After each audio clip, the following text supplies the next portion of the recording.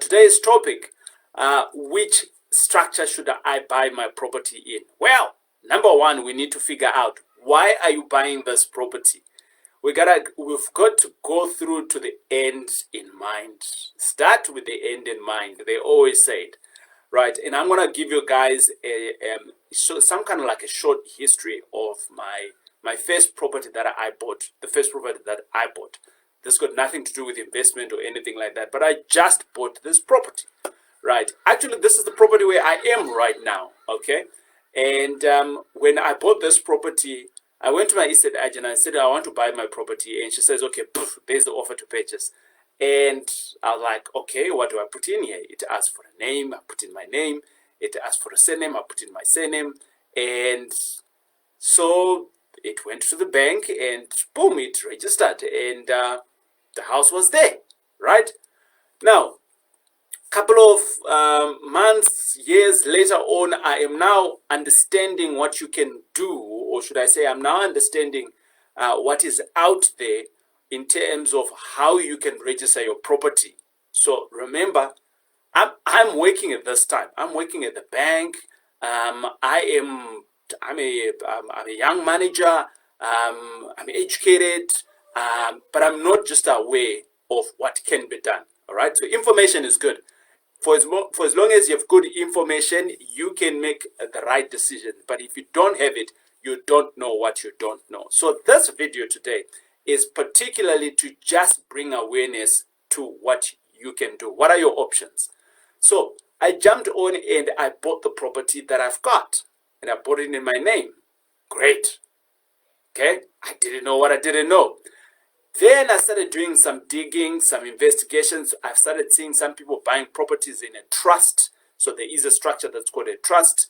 I started seeing other people buying in a company. So I started asking the question, why are you buying in a company?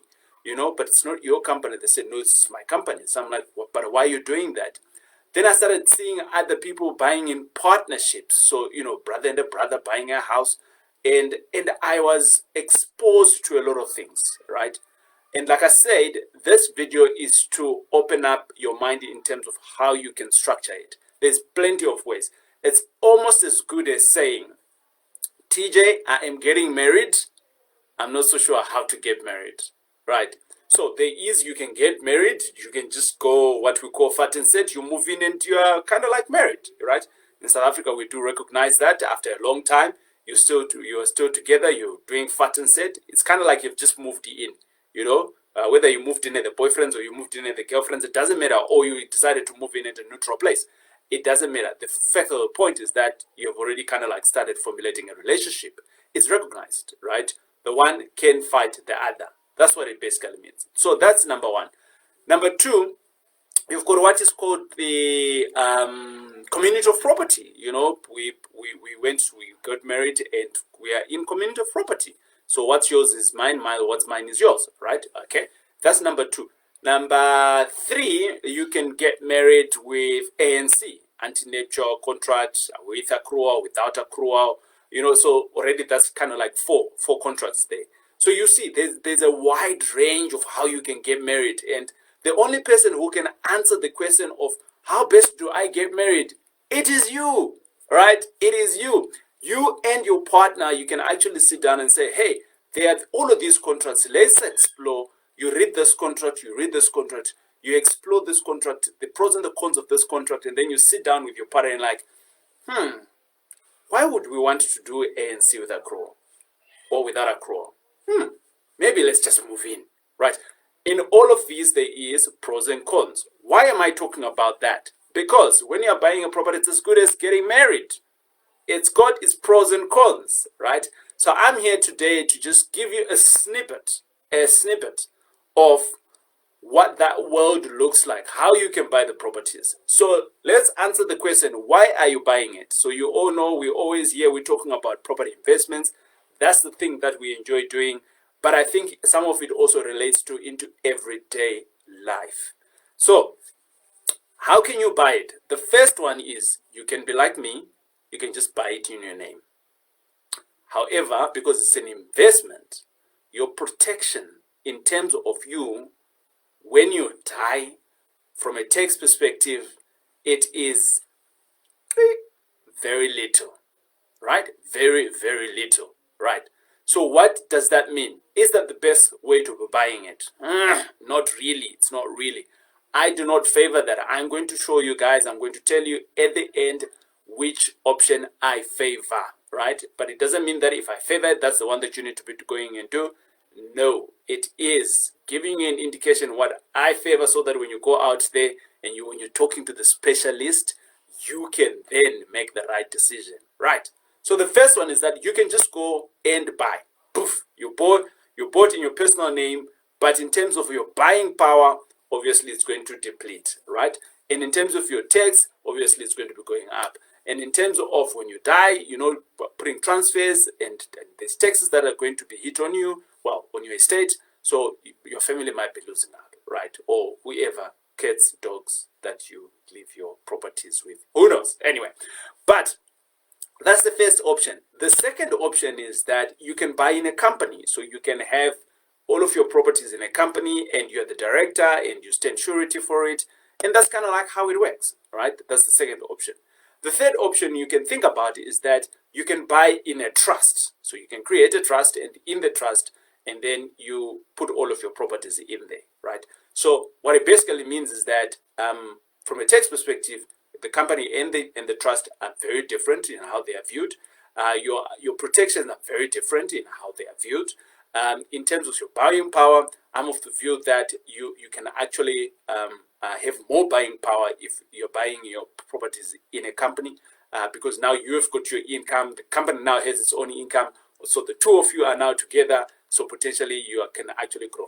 And the company doesn't have a limit as well in terms of how much credit it can borrow, but the individual obviously has limit because of the National Credit Act, right? Now, so we spoke about you can buy in your own name, you can buy in a company, you can buy in a trust, you can buy, there's also other entities that you can buy in, you utilizing. But I just want to kind of like pause it there, and I'm going to say, okay, fine. What is the structure that Taurai likes, right? What is the structure that I like? So I like to live in a trust. I am one of those people that are like, I don't want to own anything. I want to control everything. I'm going to say that again. I don't want to own anything, but I want to control everything. Control is power. Yeah, control is power. So who is going to own my properties? I am going to own my properties in a company. That's what I advocate. I am now sharing you what I like, right? So my properties are going to sit in my company. I will have a company.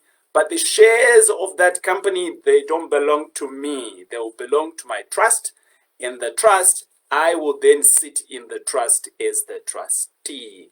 If you stay in a complex where they call for a meeting, they generally say, who wants to become a trust? And most of us, we duck and run away. And basically, that's who I am in my trust. So I sit in my trust and I make all the decisions from my trust. Why do I do that? There's heavy tax benefits. That's number one. And number two, by the time that Jesus calls me, I am just going to go, and nothing is going to change in whatever that I've put together. My trust is going to continue. It is a living entity, and anything and everything that I've stipulated in today's time, nothing will change. It will just continue. I'll just have new trustees or things like that. And that thing can go on forever and ever and ever and amen, right? Okay, so that's what the part that I favor. So how then do you actually get to understand how you can do it? So I don't want to leave you hanging. It's like, oh, TJ, so what do I do? I've already registered my properties, so do I need to change them? Calm down, calm down. It's okay, right? So the property that I stay in right now, which is this property here that I told you guys that I bought, when I didn't know what I didn't know, I still have it under my name. By the time I'm going to finish off paying here, I am going to sell this property into my company. That's my strategy, long-term strategy. What if I die before then? In my will, I've stipulated what's going to happen. Okay, good. So that's the first one. So which means that you need to ring fence what is outside this new structure that you're going to be creating. So I've ring fenced that. Okay, I know exactly what's going to happen. Or you can say it's going to be sold. It's your will. You can do whatever you want to do. So in other words, some people have joint wills, that kind of thing. You can then have your will with your partner, and then you can talk about it. So these structures, these assets that we've bought, what do we do with them, right?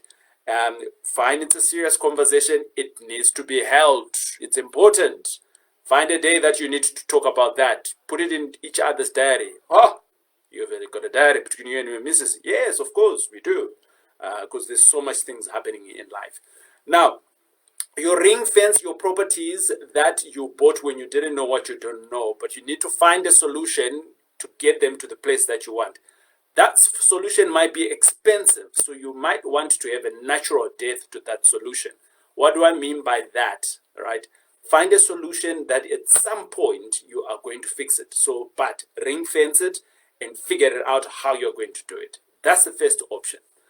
Then you then go out there and consult with attorneys, property law attorneys, and find out how you can do it. So I hang out quite a lot with Bruno Samao. He's from Bruno Samao Attorney, or should I say he is Bruno Samao Attorney.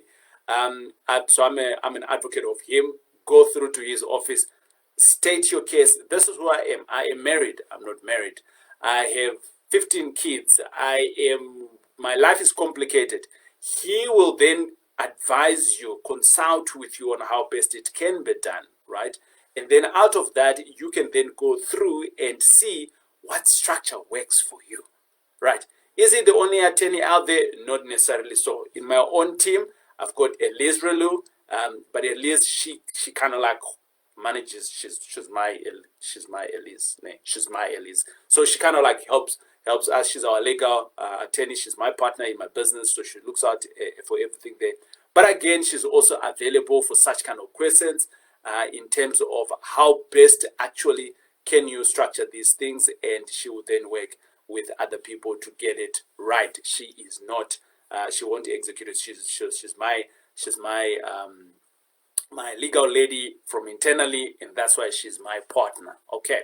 Then there's a whole bunch of people that I can drop names on. Someone else who's coming into mind could be, I'm drawing a blank. It don't matter. I will think about them when I come through. But what I would suggest is that if this is your problem of structuring, just comment in the notes to say structuring, or I need help. Just say I need help.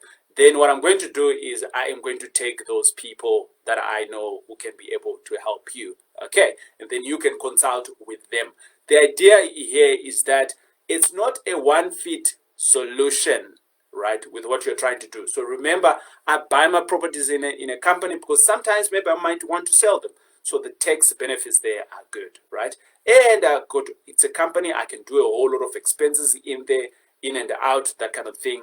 But from a risk perspective, I am not sitting in that company. I'm just a manager. I'm sitting outside in my trust, and all my shares are sitting within my trust.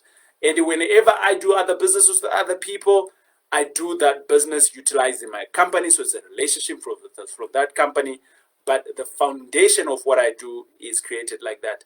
Would I ever buy a company? Would I ever buy a property in a trust? Yes, I would. It just depends with the nature of the deal. If I'm going to have it for a long time, yes, I'm going to do that. What is long time? I don't know. But I would do it knowing factually that trust is the highest in terms of road tax. But we need to be looking at these things wearing the right lenses and working with the right partner. So I'm talking here, I am giving you no advice. I am creating awareness to you that there is options, right? There is options. And I like that word options. It tells me that I can choose from here to there. From what I've given you guys as an indication, I actually have combined all the options that are kind of like available, right, to create something that is solid for me. And that's what I enjoy about diversity. You put such things that are kind of like standing alone on their own, and then you create something that's like a bomb, right? And that's the structure that I like. Now, where can you get free information? Where can you get free information? One of my boys called Yaku, Yaku Krobler, he's got something else on his website. Google him on his website. Prosperity Enterprise, I think it's called, the website. He writes a lot about that. He's a specialist. He's been on my podcast before, and you can jump onto that podcast. He talks about structuring as well. He's one of the cool kids that I know around structuring, so you can have a look on his website. So there's free information that you can actually consume before you actually engage with someone. So I kind of like giving you like 3 people that you can go and knock on their doors. I'm not a specialist in that area at all. So I suggest that you hang out with a specialist who knows what they are doing. Don't go to your uncle, to your aunt who don't even know these things and start asking you things, because they're going to tell you bright stories of, this guy had a trust and that guy. Go to a specialist so that you can bulletproof your assets. That's all I'm saying. All right. Hey, it's been great hanging out with you. If you've got any other questions, so 2 things. If you've got any other questions, you want us to cover them, drop a comment. That's number 1. And then we'll put it on the board, or I'll reply to it immediately. Number 2, if you need help with you're trying to figure out the structuring thing, right? I respect that you don't know, because I was in that position before. So I want to help you to know what you should be knowing so that you can make the right decisions.